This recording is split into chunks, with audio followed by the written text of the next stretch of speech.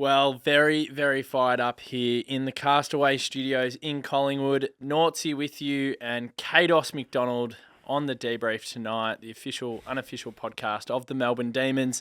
So fired up, Cados. Feels like a big pod. It's been a big week. I mean, we've brought you in for what is a monumental decision.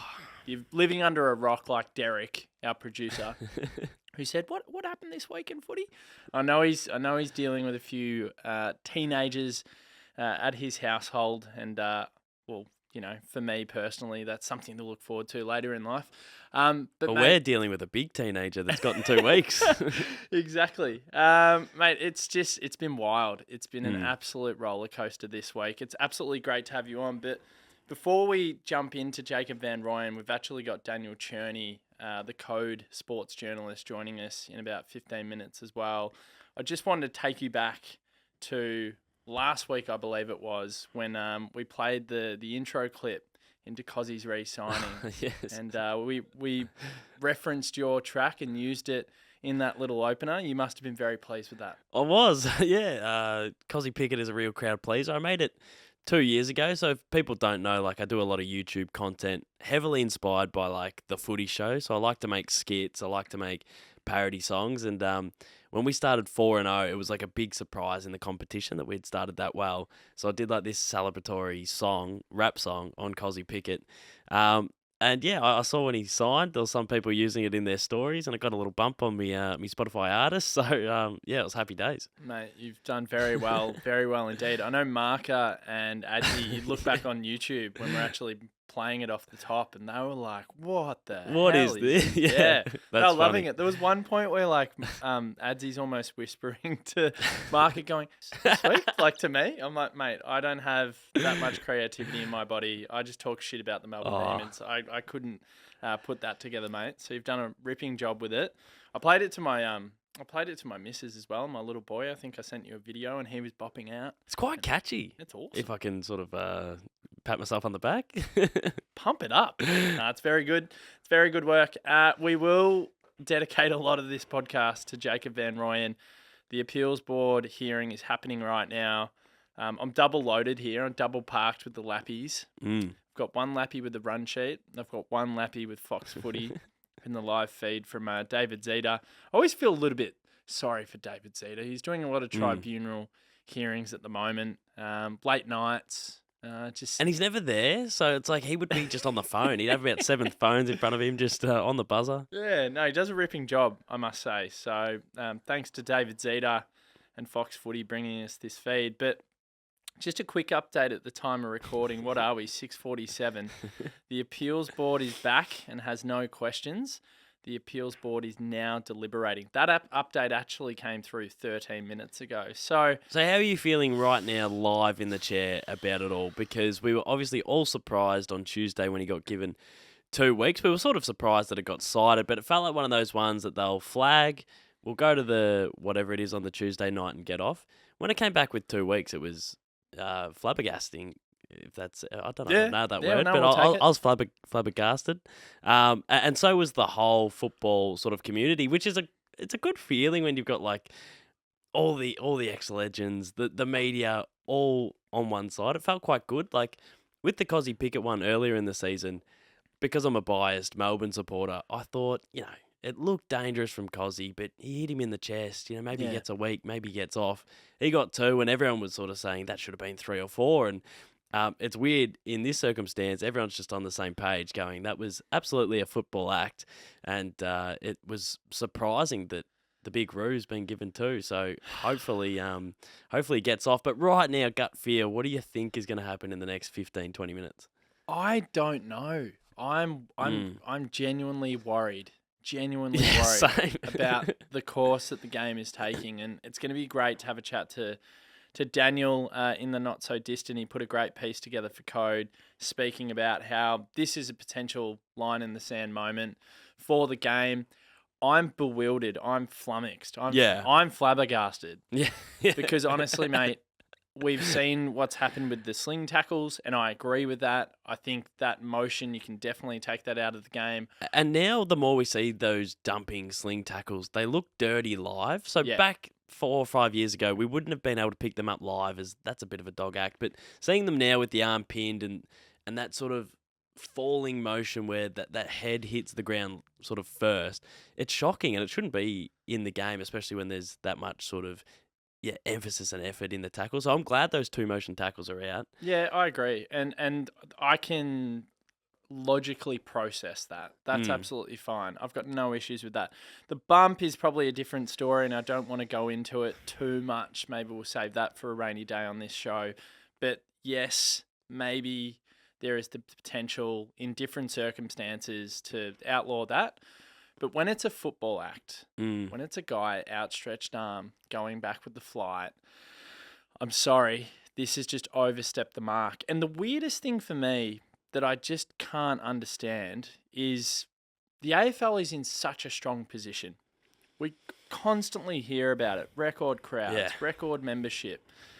Yet they seem to be this season shooting themselves in the foot by taking things out of the game far too quickly. If they start taking football acts out of the game, unfortunately, I think a lot of people will actually leave it.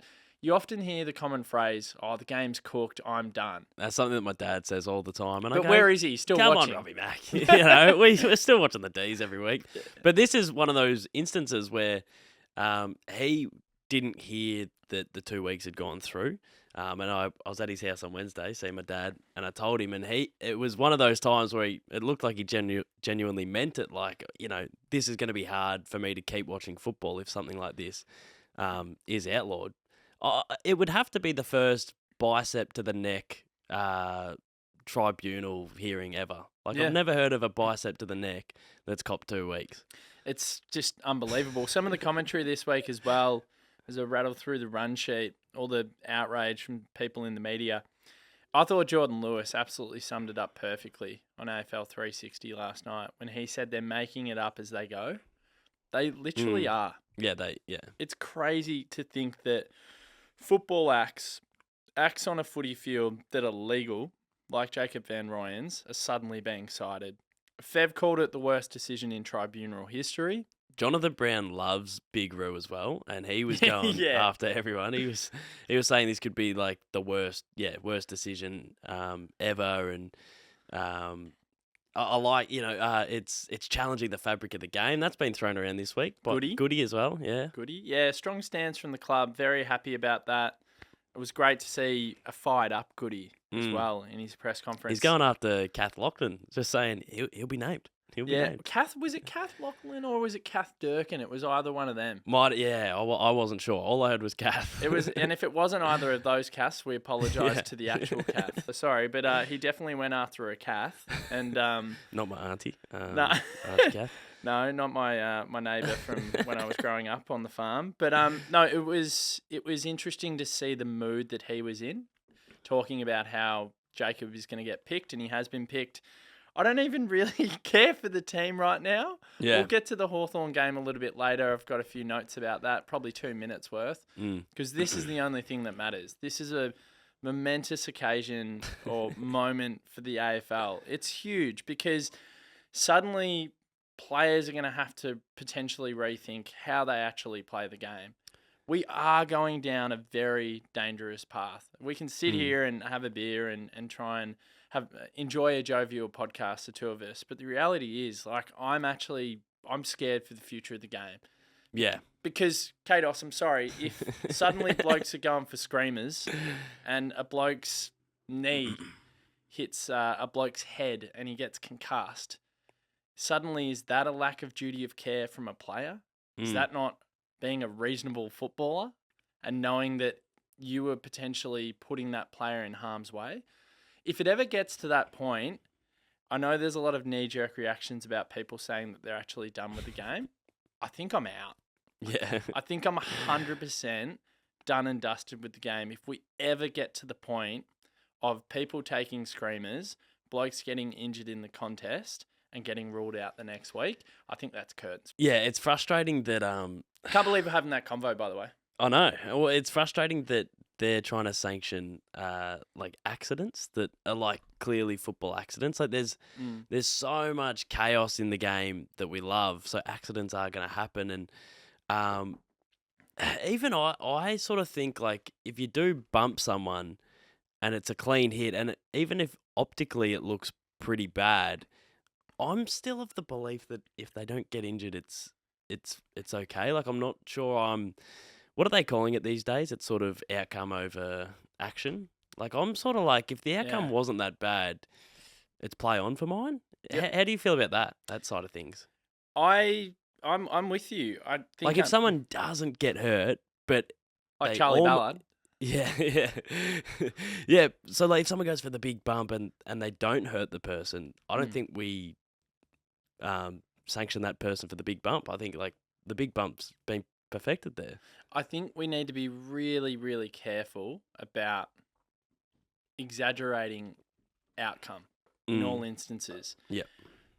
If we have players that are committing tackles that they feel are high impact, but head doesn't hit the turf, player isn't concussed, player isn't injured, I think that should be play on Yeah, for mine. I agree.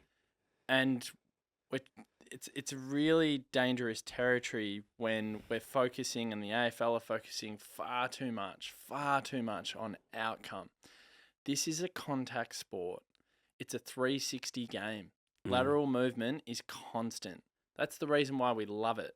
And that's the reason why when I've had people that come overseas and they watch it and they're trying to understand it, they go, this game is fucking crazy. Yeah. Like crazy in the sense that it's incredible. And there's so many layers to it. There's a chase down tackle. There's a screamer, like we just spoke about. There's a bloke snapping it from the pocket, dribbling it through. There's a chain of play from defensive 50 all the way through to the forward line. There's a one-on-one contest and a guy outmarking another guy. Outstretched arm, diving marks, you name it. We can sit here and we can talk about 10 to 15 different things about AFL and their reasons why we're all so infatuated with the game. Yeah. But when the AFL, they're on this warpath at the moment, in my opinion, because of litigation, because of players suing them post-career. And that's all good and well.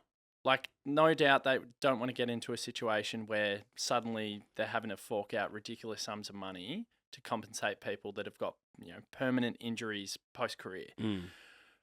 They're working through that in the background, and I think, unfortunately, a lot of what they're doing it on the fly.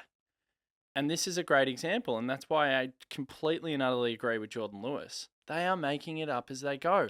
We're not even informed as footy fans. The media, some of the key stakeholders of the game, like Fox Footy, the broadcaster, the people that work for them, they have no idea what's happening at AFL HQ, how the game is being adjudicated behind the scenes, what interpretations they're coming up with, what expectations they're putting on the players. We're all confused. The only people that have the intel and the direction with where they believe the vision of the AFL is heading is just a few key people. There's the MRO, there's the AFL Appeals Board, there's the executives. There's a very minute amount of people that are probably thinking ahead. They've got a strategy in mind. And, mate, we are clueless to know where this is going, and the confusion has never been so rife. Yeah. That's what doesn't sit well with me at the moment as a footy fan. Because I sit there, and even we know the inconsistencies in the MRO. We're aware of them from week to week and what gets cited and what doesn't get cited. But I'm sorry, I think this Jacob van Rooyen incident is potentially one of a few that we might see this season, and this won't be the end of it. There will be a football act like this that will get cited, that will result in a ban. We're hoping Jacob gets off, obviously. This won't be the end of it. Sadly, that's my take on it. I've got a very glass half empty take on where the game is going. And it's all being led by a very, very minuscule portion of people who are not letting us in. Give us the information. Tell us what you're trying to achieve here. Yeah. Like I'm a paid up member. You're a paid up member. This is the biggest game in the country by a fair way. The broadcast deal's a lot bigger. The crowds are a lot bigger than any other code. And as I said before, they've never been in a better position. So why are you trying to shoot yourselves in the foot? If they go too far with this, they are actually going to lose people. They will. Yeah, It's inevitable. It's concerning. You spoke about inconsistencies, and I don't really like people that sort of go tit for tat with the MRO to try and show that it is inconsistent, because we already know that. Like, it's sort of said without being spoken, but I was one of those people on Twitter. Straight away when Van Rooyen got 2 weeks, I posted the screenshot of Fogarty, and it was the week before. I reckon it was the Sunday before. It was a marking contest with Nathan Murphy. There was a minute 40 to go in the game. It was the Crows and the Pies. A long ball goes up high. Murphy was in position A. And live, I thought Fogarty, really made him earn it. Yep. He busted Murphy's face open. I think he went off to get concussion tested. He had a blood nose. And live, I went, as I was watching that Sunday night footy, I went, oh, geez, he's made him earn it there. And that wasn't even a free kick. That was play on. And that was really confusing, because in one instance, a bloke swung an arm, busted a bloke's nose open, sent him off. He's been tested for concussion, looked really rattled.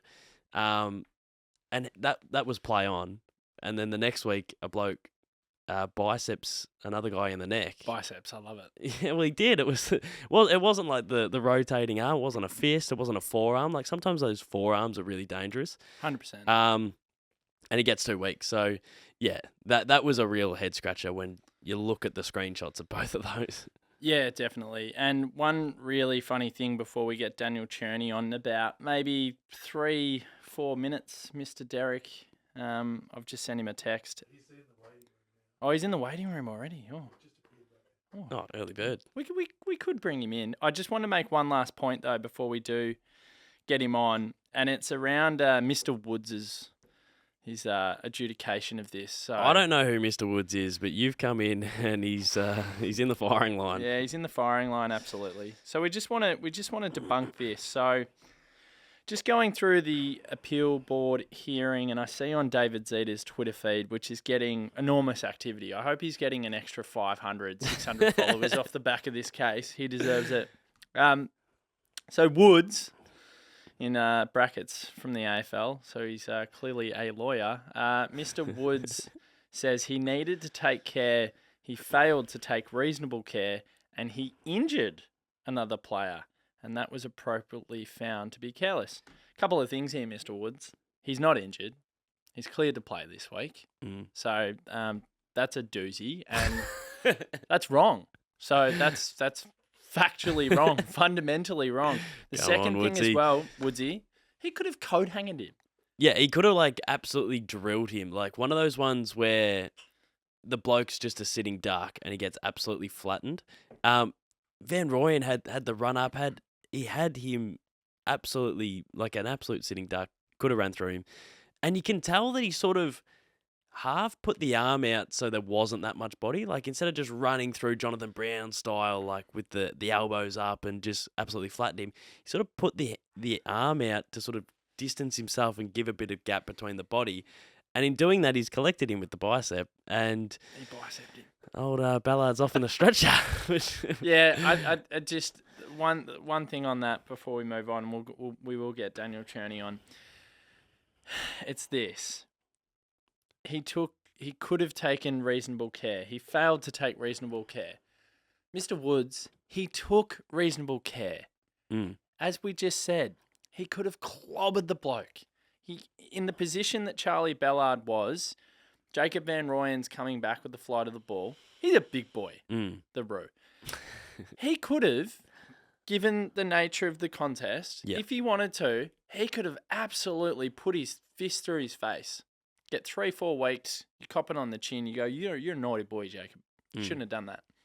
He could have done the swinging arm action and taken him out, but no, he chose in that instance to put the arm outstretched and to take reasonable care.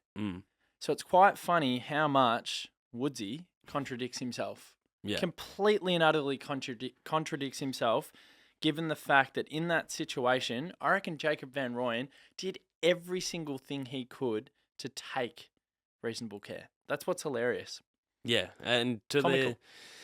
the eye test, it was I think we've seen like maybe 20 of those across the weekend where someone cuts across and, there's a bit of an ear massage, but there's nothing really in it. I think that happens in football so much. It's not funny. So, it was amazing that it got 2 weeks. And I think I'm still sort of disappointed. Even if he gets off tonight, I still leave a little bit confused. I think we all do. I think it just comes back to my original point. We have no grasp whatsoever of where the game currently stands with any of these incidents.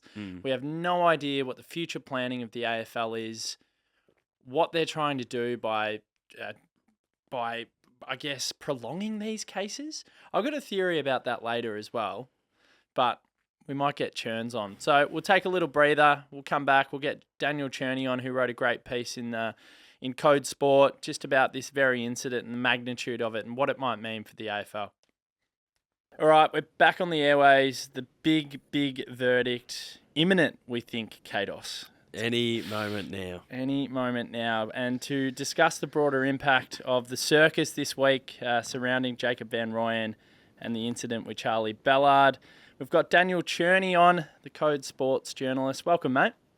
G'day, guys. Good to be with you. Mate, it's great to have you on. It's been a long time between drinks for the two of us, and I'm absolutely loving your work on Code and your piece that you put out, I think it was this morning or maybe even yesterday, just around the magnitude of this potential act with Jacob van Rooyen, what it might mean for the game. We'll find out soon enough whether the ban gets upheld or whether he gets cleared. But I think what it opens up is a can of worms moving forward for the AFL. And you wrote about it so eloquently and so perfectly. And I'm not going to steal your thunder.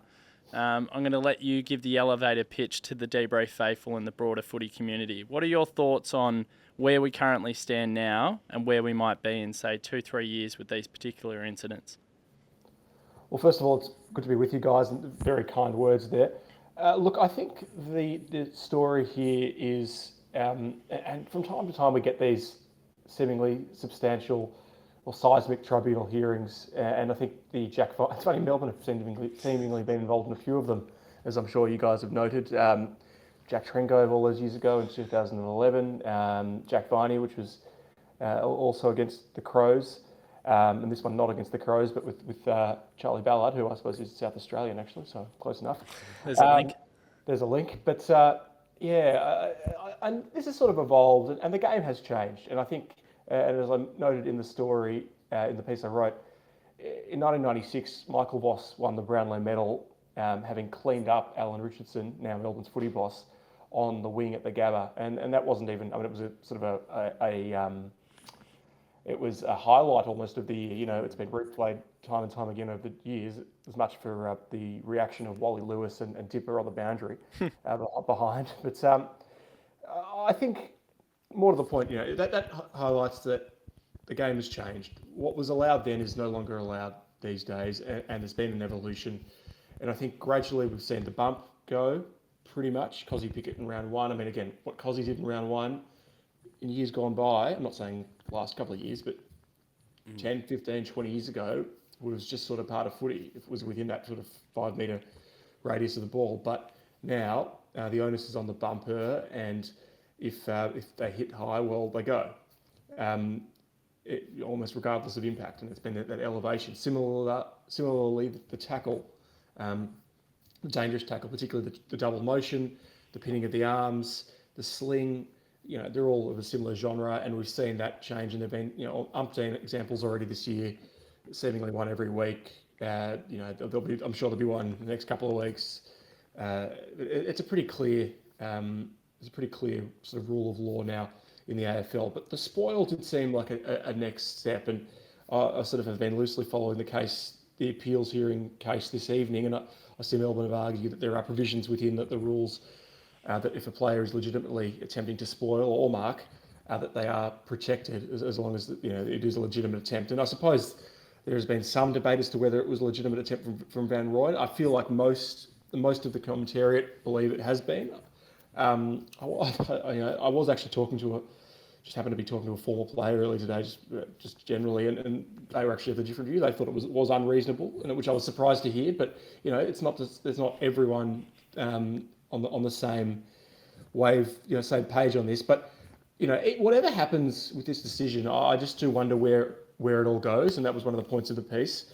And I noticed it's funny, I was watching the game on Anzac Day, and I did reference this incident in the piece, the Collingwood-Essendon blockbuster. And I noticed Nathan Kruger fly into the back of Brandon Zerk-Thatcher's head. And at the time, it was a free kick. It was one of the unrealistic attempts. It was probably a second or two before the ball arrived. And it was just... But, what if he had taken it and still knocked him out? Or what if... Well, he didn't knock him out, but, hit him in the back of the head. Or what if he'd been, had been badly concussed? Is there potential there for a play to be cited? I mean, it was a free kick on the day, but what's the next step? Is it a match review, citing and potential suspension?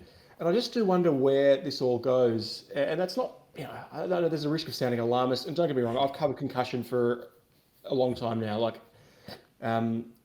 almost a decade, and covered plenty of stories about players who've had serious concussions, and we've read the horror stories, and it is a legitimate issue, and it is not to downplay, including players from Melbourne.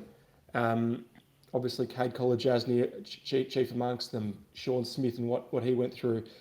Danny Frawley is a close family relationship to Melbourne through his daughter being the fiance of Angus Brayshaw, who himself has had concussions. I mean, we know how serious this is, but I do wonder if we've got to a point where there is, now players are going in eyes wide open, and at what point is there risk that can no longer, if you keep trying to minimise risk, you almost lose the essence of the game, the fabric of the game, as Simon Goodwin put it. And again, I don't profess to have all the answers here, but I thought it was worth noting and worth querying where this is actually all heading, and what. I mean, I know there's no ever a full stop on all this, but what is it going to look like in 5 or 10 years' time? I mean, the game has probably already changed from what some people would like it to be. Probably some people would like the bump to still be in place, or even maybe not so much dangerous tackles. I think the tackle has actually come into the game more in the last 20 years, but the bump is something that has probably been lost and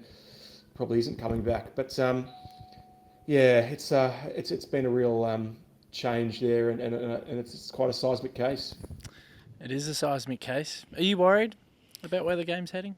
Or do you think, I'm just referencing Daniel's point there, we don't want to be alarmist, but I can't shy away from this overriding feeling that I actually think Jacob van Rooyen's incident, a similar one will pop up in the near future, as I said to you before, and then suddenly they've been rubbed out. Yeah. And it is fork in the road. No, I'm not worried about where the game's heading. Even with the way they tackle and whatnot, it's a genuine skill.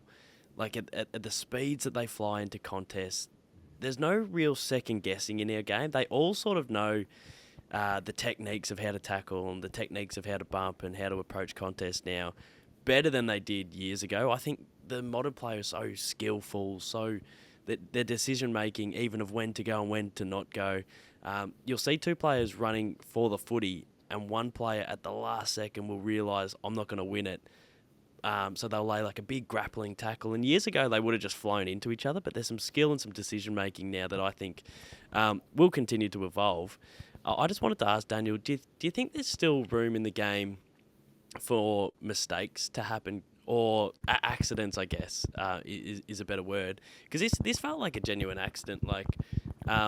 We sort of discussed that Van Rooyen could have just absolutely drilled Charlie Ballard if he wanted to. He had him as an absolute sitting duck, and it didn't look, with the eye test, like he did that. Do you think accidents can still happen in the game? Yeah, I think that's a great question. I think it's at the heart of what this case is about. To an extent. It's interesting. Could he drilled him? I mean, he could have.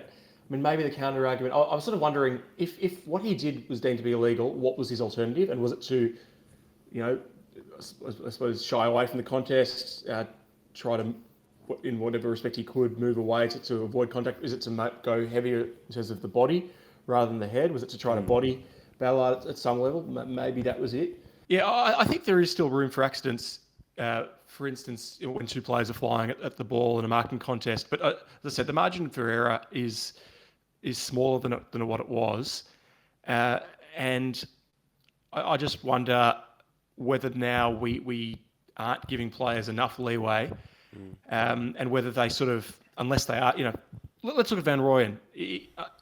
If he misses by 5%, is that acceptable? If he misses by 10%, is that acceptable? If you fly at the mark half a second late, I don't know. I think this case will be a big determinant in how that's viewed. But I think the short answer is yes, there is still margin for error, but there is still room for accidents, but not as much as there once was. I've just got one last one before we let you go, Daniel, and they are still deliberating. They could be deliberating for hours. We might have to just get some Uber Eats, and Derek, we just sit in and have a lock-in. What do you reckon? He's all about it. But the last point, and it's been brought up by a few different people, Daniel, and I've had this conversation with Tom Marquezani, who's on this podcast. He's not tonight because he's moving house and he absolutely hates it. I mean, everyone hates moving house, don't they? It's the worst. It's about AFL players potentially signing waivers. So understanding that there is risk with playing this contact sport, there is potential risk for harm and injury and some of those being sustained later in life. We understand that every single person that takes the field in a contact sport, we consciously make that decision and we accept that decision. I go out and play indoor soccer some weeks. I know some bloke could come through me. I could do my knee. I could break my ankle. I could break any bone in my body. Is that a fair, maybe, place that we're heading towards? That waivers from a legal standpoint, and I know it's difficult. I'm just some plonker that does a fan podcast. You're a journalist. None of us have any legal practice or any true understanding of exactly how that works. But is that perhaps a road or a path that we could potentially take in the future? Because it's been brought up a little bit. It has been raised. I think, was it raised maybe around the Paddy McCartan discussion and whether he would need to sign a waiver? And it sounded like that wasn't a realistic option. And that, again, far be it for me to make legal statements here, but that even if he was to sign a waiver, that wouldn't necessarily preclude legal action, which doesn't quite make sense to me. But I think that there are loopholes here. I know one of the issues over the years with that for AFL players is that they haven't sort of been, they haven't had conventional work cover, which has sort of made it harder for them to get payouts. In fact, I did that story on, speaking of Melbourne players, on Guy Walker, who was the Category B rookie who didn't play a game, but he had to go sort of outside conventional channels to seek insurance payouts for a career-ending injury and life-altering injury, more to the point, at training, one which has left him sort of with minimal movement in his shoulders and just not knowing the same quality of life as he once had. So I think all these things are going to be considered. I mean, clearly there's class actions at the moment, concussion. There's this talk about this fund that Peter Gordon, the former Bulldogs president, is involved in setting up to potentially cover players who have suffered these massive losses. But I mean, leaving a waiver to one side or not, I think, and this would ultimately come back down to, from what I do know about law and the law of negligence, is that there needs to be, there needs to actually be negligence and foreseeable risk. And I think we are getting towards a point where, well, I think we're probably past the point where players now, they know what they're getting into. I mean, if you are an AFL player or a player at any level of football, really these issues are actually more profound for grassroots players who don't have the mechanisms around them to protect them. But if you're a player going into the AFL system now, and don't get me wrong, incredible courage to do so, but to play the game at the highest, at any level, particularly the highest level, where the speed is so intense. But you have to know what you're getting into, and because there's just no secrets anymore. We've seen these CTE cases, we've seen the long-term damage. You hear umpteen cases of concussion all the time. You see the Paddy McCartan situation, what he's been through. These are no secrets.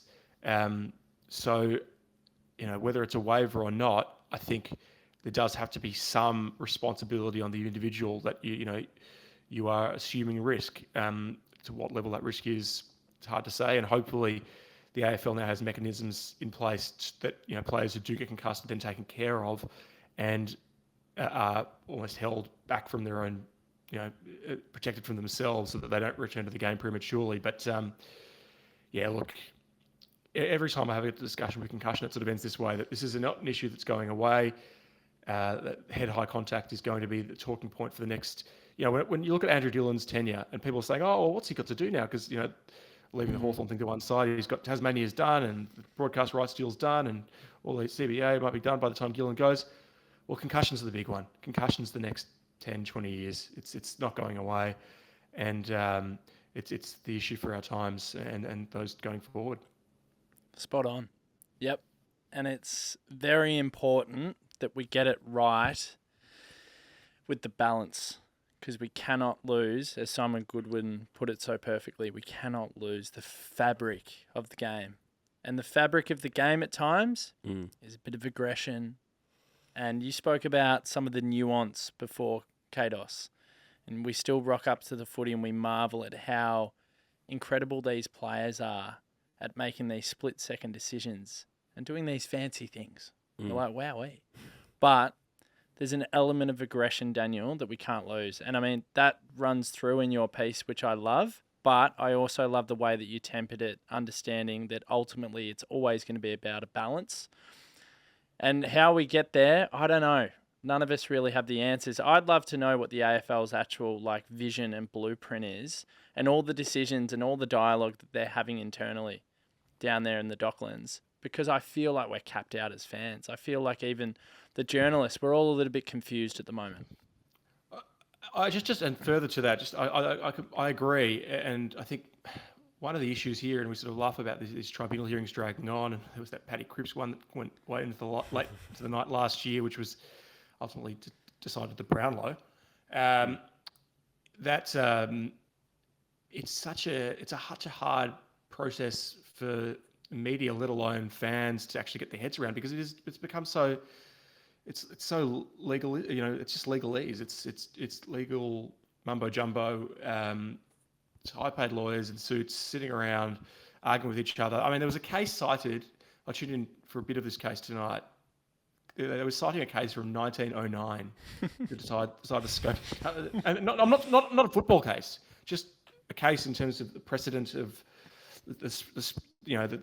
what the remit of an appeal board hearing can be. And I get how that works within a legal system, and I know it's a multi-billion-dollar industry and all that, but this is a quasi-judicial system, and it just means it's so out of reach of the average footy fan when they're talking about this sort of stuff. It's out of reach of for someone like me. So I can't imagine what it'd be like for someone who's just tuning in every now and again, trying to figure out if their favourite player is going to play on the weekend.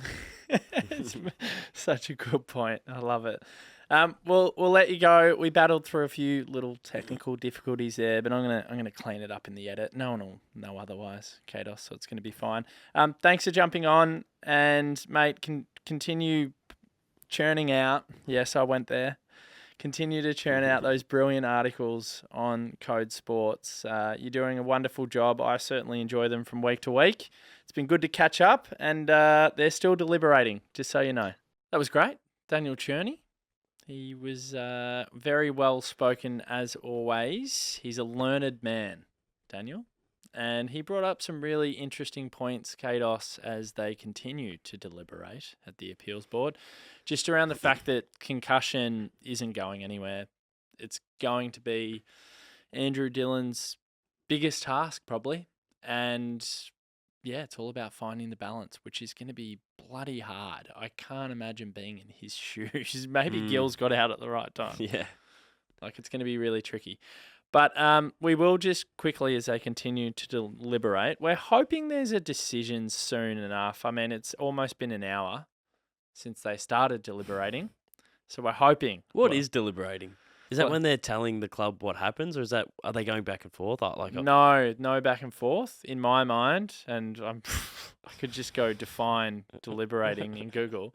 In my mind, the appeals board are taking in all the information that's come So to them. they've gone away from the Melbourne Footy Club and Yes. they're deliberating on the. Yeah, that makes sense. Yeah. That So makes a lot of sense. they're just having a little group chat about Yeah. whether they're gonna clear him or whether it's going to be upheld. It was funny that Yeah. Daniel Cherny spoke about how Jack Trengove. I'd never seen anyone get suspended for a tackle, and then all of a sudden Jack Trengove got 3 out of nowhere, and I was going, "What? Like that? What the hell?" And it was the free Jack Trengove, get him off. Yeah. And then Jack Viney, big contest, Adelaide Oval. He charges into Tom I can't even remember that one. Tom Lynch.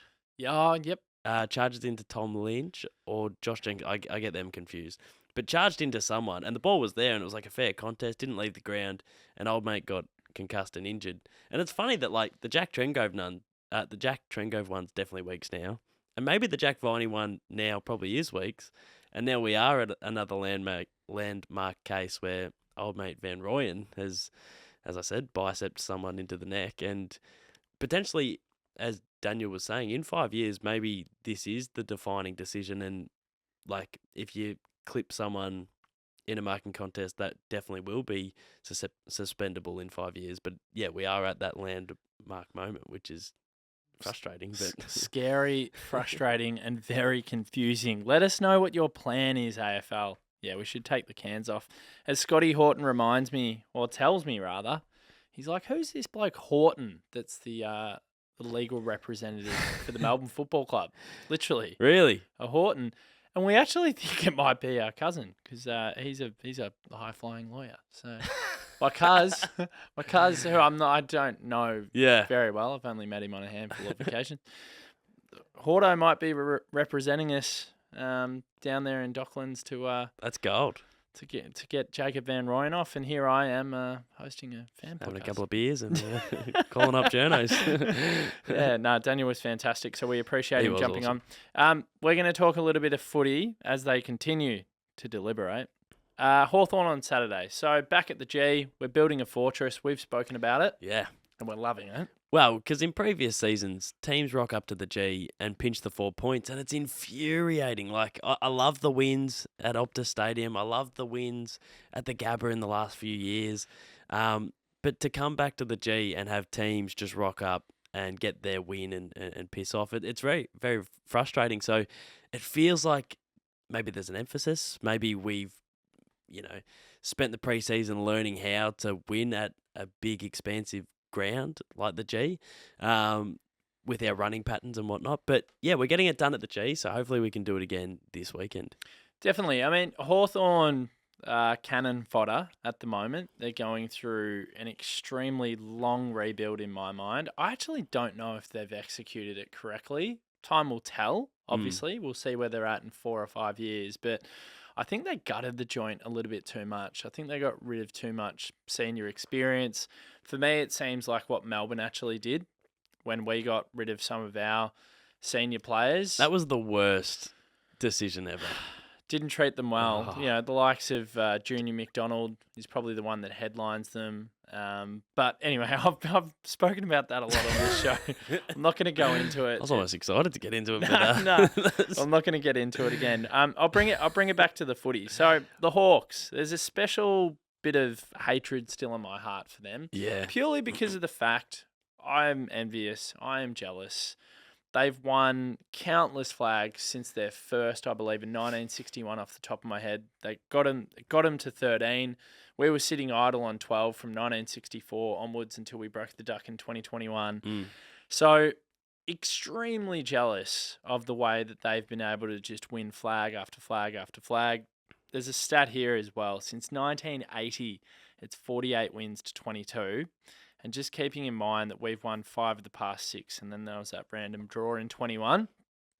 I'll tell you what, mate. Like, we owe them some beatings. They thrashed us during that terrible dark period. Was there a 120 odd Yeah. flogging? I reckon there was, like in one of those It was 2014s. 115 or something. Yeah. Not 20. Yeah. Under 20. Under Yeah. 120. No, they have absolutely smashed us. One year when we were good, I reckon it was 2018. Yeah. Earlier in the season, they got us by 10 goals. 10 goals, and they weren't looking too flash, and we were looking good. It was wet that day. And then later in that season, we beat them. Semi-final. Oh, yeah, the semi-final. Yeah.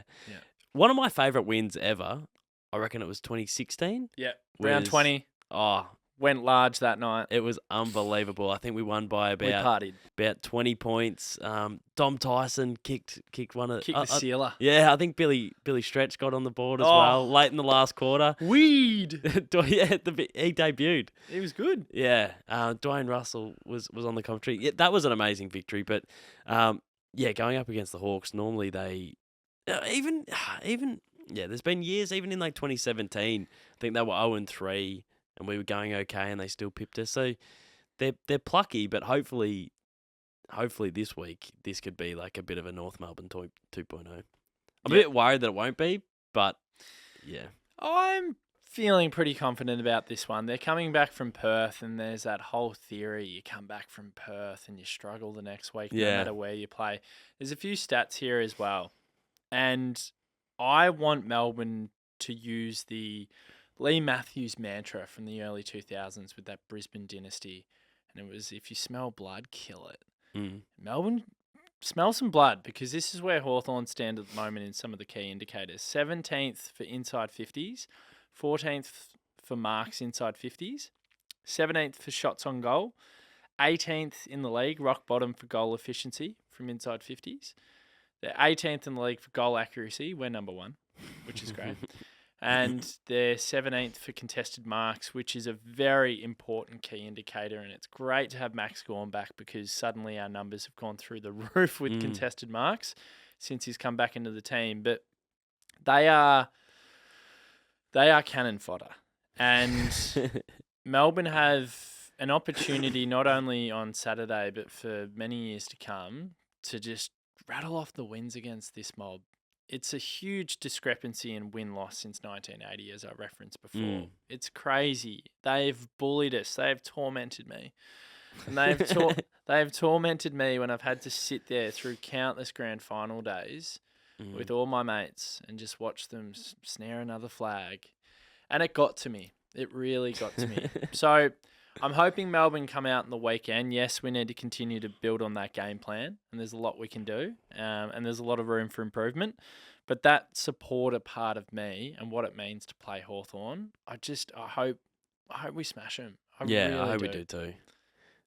It's frustrating because I think one of their strengths, and this happens with every team, is the middle.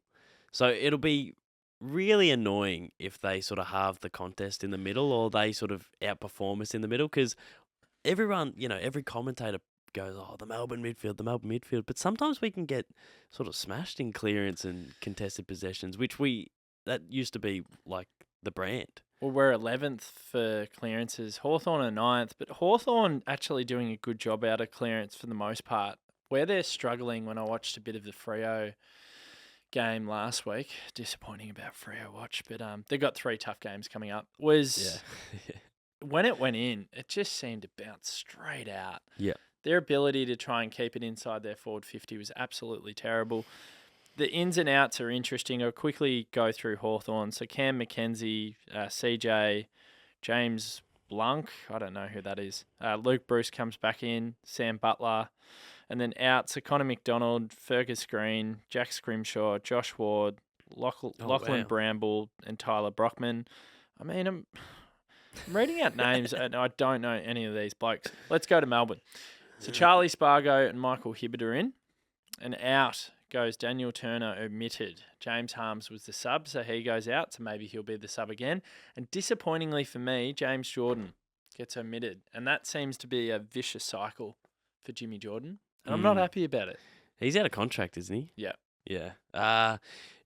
Him, Tom Sparrow, James Harms could all be very good, like second or third mids at any other club. Definitely. And they they just contribute so well for us. Like, I love when Harmsy goes in there. I love when James Jordan goes in there. There's no real position for James Jordan, frustratingly. Like, he's not really a wing. But he can play there. So if you put him there, he'll contribute. He's not really a half forward, but like anywhere you put him, he will contribute. He just looks like an out and out midfielder. And unfortunately, there's just some stars that are keeping him out of that position. I hope this is one of these ones where he's in for the long haul and he's happy to sort of sit behind your Petrarca and Oliver and Viney for the next few years and be in that crop with Sparrow and Howes and whoever else is coming through. I'd hate to lose him at the end of the year, but it is a byproduct of having exceptional depth. The Melbourne community are not happy. I'm just looking at the DeeBrief socials, putting the teams up before, and I mean, nearly every single post is just talking about why Jimmy Jordan has been omitted. Why? Why has he? I'm Maybe he'd be sub. Yeah, I think he will probably default to sub. I've no doubt about that. I have him just inside my 22 though. Yeah, I really do. he doesn't really do anything wrong. Like he just has like He's most efficient. safest 20 possessions. He'll be in traffic and he'll hit the handball, he'll hit the kick. He doesn't go out of his wheelhouse to try and pull anything off. He's just the most like honest footballer you'd ever pick. Yeah, well, he's a Yarrawonga boy. So that's how they breed us up there. I'm a little bit disappointed for Daniel Cherny just because of the circumstances in which he came into the team last week. So Hibbo goes out as a late change, and then they ask him to come into the team. It's his second game, and he's lining up on Big Levi. And we know that Levi isn't a great footballer. He doesn't have a lot of great football ability, but what he has is a huge rig. Yeah. He is a man mountain. Can take a clunk. Can take a clunk, and when he gets on a roll, like the bloke can actually put together a decent performance one in every 6 weeks. And that was his once in every 6-week game on the weekend. And I felt sorry for Daniel Cherny because he's getting thrown around like a bit of a rag doll, but he's a big boy. So I did feel disappointed for him. It's annoying that he goes out from a personal perspective. I'm in no rush to get Daniel Cherny in. When he played, I think maybe middle of last year, and he played like the quarter and a half before he got bashed around, I thought he was okay. Like there's been this sort of like excitement around him off the back of that quarter and a half, and I never really shared that same excitement. I thought he was okay, but like people sort of talk about him as much as people talked about Van Rooyen before he came in, like, oh, I've got to get Daniel Cherny in. He plays very similarly to like a Jake Lever. He's not that big body. Like when Stephen May goes out, it's good that we got Tomlinson to come in. So he is that sort of third or fourth sort of intercepting, tall defender. So if like a Trent Rivers ever went down or maybe like a Lever, maybe he'd come back in. But I'm happy to play the long game with him because we know like if people do play those 40 to 50 games in the VFL for Casey for the Ds, they do become good players. So I'm content with being patient with him. Yep, and I think that's totally fair enough. It's good to see Charlie Spargo back in because one of our biggest issues last week, having the 61 inside 50s to 45, we weren't efficient enough. We didn't have the connector. We did not have the connector. So I think him coming back in is a plus for us. I think Michael Hibbard's clearly in favour with Goody and the coaching staff at the moment. They're loving his work. You know what? I'm loving his work as well. I reckon the bloke is winding the clock back. I was so impressed with his game against Richmond on Anzac Eve. I thought he was absolutely brilliant. So I'm very happy for Michael. He's Michael. He's probably never been called that before, or only his mum calls him that. But he's been superb. I've been shocked. I didn't probably have him in my 22 start of the year just purely because I thought it was a year too far for him. He's proving me wrong and a lot of people wrong. He's putting in the hard yards and he's performing. He's having an impact. So I'm absolutely stoked for Hibbo. Now, the curious one before we do some predictions and then we go back to the JVR appeal is Ben Brown. So Ben Brown had a great game for Casey. Unfortunately, they had a loss against Gold Coast. But by all reports, and from what I saw, I wasn't able to watch the game, and I jumped on Demonland and saw what people were saying about him. He kicked 3, set a few up, was one of our best players, looked like he was in good nick. I still think he comes back into the team imminently, if it's not next week, maybe the week after. I still think he's the perfect partner for JVR, and then Gawn resting forward at different times, obviously. And there will be a spot for him in my mind. What the coaching staff are doing at the moment, maybe they're just really making him earn it. Could be. Is it a clever strategy? I don't know. I'd rather see him in the team, if I'm being brutally honest. But I think he comes in at some point. I was a little bit miffed and a little bit shocked that he's not in this week. I wonder if they're trying to give him like a different role, because I think it's a little bit frustrating when Ben Brown just sits in the goal square and he can go missing in games. So I wonder if they are leaving that for Van Rooyen to sit in the goal square, crash a pack, bring the ball to ground. And I wonder if they're leaving him in the VFL to discover a different role by, like, I'm making this all up, but potentially he's practicing going higher up the ground in these VFL matches, because I would love to see Ben Brown market on the wing, sort of in our forward half, and then Van Rooyen be the next kick, that big sort of like body in the contest with Brodie Grundy forward as well. Because sometimes when Ben Brown is that kick inside 50, he doesn't compete enough every time. When Van Rooyen, as we know, he'll try and make a contest out of nothing, even flattening blokes apparently. So With his bicep. His biceps, people. Which is unbelievable. The biceps must be massive. So, yeah, I hope he can play a role where he pushes up the ground and Van Rooyen can stay deep. But Ben Brown, I like that he adds like a different height component to us. Like Van Rooyen's 193. I think T-Mac sort of similar. Ben Brown's maybe a little bit taller, but he seems bigger. Like his hands and arms are just, he's a bigger forward to kick to. So I like the thought of Ben Brown coming in. And I think, I thought Petty potentially could have been that wax partner for Van Rooyen, but he was playing some great footy in defence. Yeah. And I think our defence hasn't been as sturdy without him back there. So I'm hoping in the next little bit, it's sort of Petty goes back, Benny Brown comes in, and we have a look at that for the next sort of 6 weeks. It's exactly where I'm leaning towards, and I think Petty's starting to actually play better as a forward, and he's starting to get better craft as a forward. When you're comparing the way that he operates as a defender and the way he operates as a forward, I'm still, and I was big on this. I was like, play Petty forward, it's working. I probably got caught up in the fact we beat Sydney by 50 points, which was glorious. Nah, really, when you strip it back, he's clearly a better defender. So I agree with you. I think that's where we're going to head with it. Just on prediction, and then we'll go back to JVR quickly, and then we might have to order Uber Eats and just sit in here, and Derek's going to allow that tonight. Sorry, Derek. I'm asking for a lot. I've parked in the alleyway. The alleyway. You've pinched a couple of beers. You're holding us back a couple of hours. What else am I going to ask Derek for that I haven't already? Cash. Oh, God. Yeah, we're not paying the month's rent. That's the next thing. So prediction for me, just quickly. I hope we put the foot on the throat. I don't think it'll be akin to the North game. I think Hawthorn just, for whatever reason, like to put up a bit of a fight against us. They get up for playing against us. But I'm still fairly confident that the boys will run out a mandatory fourth quarter like we normally do. We're brilliant in our fourth quarters at the moment. We're clearly fit again. We should have put Gold Coast away in that fourth term. Kick 2-6. It could have been a far more comfortable scenario at the end of the game. Anyway, my view is I think we probably end up winning by 7 to 8 goals.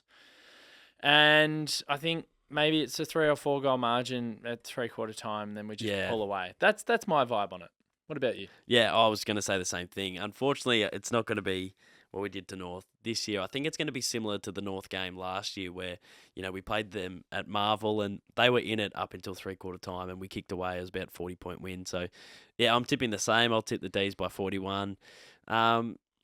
Geez, I'd love to see a real ruthless performance, but I get the feeling that the Hawks team is somewhat competitive. By all reports, in most games, they're competitive. So I think we'll see, a competitive outfit. I think the 4:40 Saturday night could be the worst time slot. Like, I love 1:45 Saturday. I don't mind going to the Saturday nights. I'm not as into the Friday nights as I thought I would be. Like, Really? yeah, well, when I was like growing up, I hated the Sunday 320s and I wanted the big lights. But I don't know. I think my favourite time slot, weirdly, is probably the 320 on the Sunday. Like, I just love that True. feel of rolling into the MCG. Still the afternoon, becomes dusk by 5:30. What sort of crowd are you tipping for this? Hawthorn home game. It's an emergency services clash as well, an initiative that Hawthorn started, which I think is brilliant, by the way. I think that's awesome. Getting them along and celebrating what all those actual heroes do for our community. So I think that's brilliant. That might bring in a little bit more of a crowd. I think Melbourne supporters probably rock up knowing that we've just been on the road the week before. I'm tipping somewhere in the vicinity of maybe 40, 45. Yeah, maybe. I agree. I think so. I forgot it wasn't our home game, so it doesn't really matter, the crowd. Nah, it doesn't really matter. That's Yeah, fine. I'd say about 40 as well. Yeah. But I kind of agree with you. I'm not a big fan of the time slot either. But they're still deliberating. So I don't even know what we're going to do. But we'll discuss that with Derek and take a break shortly. Will Powell, we didn't bring him up. Oh, boy. And you know what? I don't reckon we give him the oxygen. We just call him a knobhead and we just leave it there. So I didn't see the context. Like, it was a pretty grabby sort of headline of like he got what he deserved. But it was bad. Maybe in the chat it was like, I'll listen to it. Oh, what really? Oh, he went after him. Yeah, he went after him. Come on, Will. We're going to go after you, buddy. Come on, Will. I can't wait till we play them again because they're not going to forget that comment. That was a weird comment. It was a weird comment. Strange comment. Who are you again, Will? A lot of people asked. You were saying earlier that Will was there and he didn't remonstrate. No, and no one remonstrated during the incident, which again is a sure sign that the opposition players didn't think it was anything untoward. But Yeah. Will goes and picks the ball up and He wants to wanted get some a advantage. cheapie for his super coach. So that tells you everything you want to know about Will. Instead of consoling his teammate that's potentially injured, he decided to just pick the ball up and go for a cheapie. So Come on, Will. anyway, Will, yeah, enough's been said about him on the socials yesterday. So I don't want to overindulge in that point. I just wanted to call him out and call him a knob. You're a knob, mate. Fair enough. You're an absolute knob. We'll leave it there. We're wrapping up now, and then I don't know what we're gonna do, but I'm gonna have to find a microphone at some point in time when this tribunal hearing wraps up, because I've no doubt the DeeBrief faithful want to hear the reaction. They want to hear my take. If you want to hang around, Cados. Yeah, I'll stick around. Then maybe we go get a pub meal and then we duck back, or Yep. maybe we get a Uber Eats. Let's take 5. Maybe we talk about some of Derek's big business plans in the future. Yep, we can talk about how we're going to conquer the media industry. Who knows? But it's been a great podcast. It's been robust. It's been very enjoyable. Thanks to Daniel Cherny for jumping on. Cados, thanks to you as well. And as I said, we'll jump on at some point in, hopefully for our sake. The listeners won't know this because we're going to cut it, but hopefully for our sake, we're jumping on pretty quickly and we can wrap up and get the reaction from this JVR incident. So we'll leave it there, and you'll hear us on the airways soon. I'll go the vid. Go the vid. Well, the news has just come in. We've just had a Palmer. We've had a gutful of chicken, and my God, it was very nice, Cados. But we're back in. They used to call it the smut den, the boys, which was very naughty indeed. I'm talking about Nuggets and Adzi. But very thankful that Derek has allowed us to come into this studio. We're not in the big new shiny video setup that we've got at the moment, but we come back in with a gut full of chicken from the pub, thanks to Hotel Collingwood. That was brilliant. And Jacob van Rooyen has been freed, Cados. He's off. JVR is off. Your phone was getting refreshed every couple of seconds. David Zeta, we had the finger on the pulse, just waiting for the result. And the great man is off, so we're going to get to see him play on Saturday Arvo at the MCG. He's going to kick a bag now. Yeah, 100%. That was the first thing I thought. The other thing as well that comes to mind is, I reckon the Melbourne supporters, when Roo goes near the ball for the first time, Cados, boy, yeah. they are going to fire up the Roo boo is going to come out. It'll be bellowing from the stands, and the MCC will certainly be very chirpy on the weekend. You know what as well? Might even bring a few extra supporters out that perhaps were thinking about taking the game off now, just to go and show their support for the young man, because I think it would have been potentially crippling not only for the entire footy world to cop that decision, and there are a lot of mates who have been texting me since we come back from the pub that don't support the D's, going, "Thank God, Yeah. thank God." You know what? It would have really hit him hard if he was on the sidelines with what we know was a legitimate football act. So I'm just very relieved and happy for him, and I'm happy for the footy community, because my hope moving forward, and I'll say it again, even though I'm chirpy and I'm upbeat, I still am a little bit glass half empty on the fact that I think it wasn't JVR this time, but I can't help but feel that someone down the track is going to go for a football act. Yeah, they will. Geez, imagine if it was a final or going into a grand final and you get done for a pretty innocuous bicep ear massage. It would be really disappointing. But the great man's off. So, yeah, it is a confusing time as an AFL supporter. You don't know really what the ramifications of any act on the field will be now. Like, everything's up for question. But I'm glad that JVR wasn't sort of made an example to the rest of the comp. Very pleased indeed. It's great news. It's relieving news. And it'll be awesome to see him running out there on Saturday. I don't know if there's anything else to indulge in or embellish in. I'm a little bit exhausted. I'm a little bit jaded by the whole experience throughout the week. We boiled it down nicely while we were at the pub and isolated it. In the grand scheme of things in life, it's so insignificant that we're all sweating on not only David Zeta's Twitter, but we're chatting to our mates the whole week. Will he get off? What's going on? Scotty's in Bali going, "Oh, is he off yet? What's going on?" I'm sending him a text back. "No, they're deliberating." He goes, "Say a big shout out to Cados for me."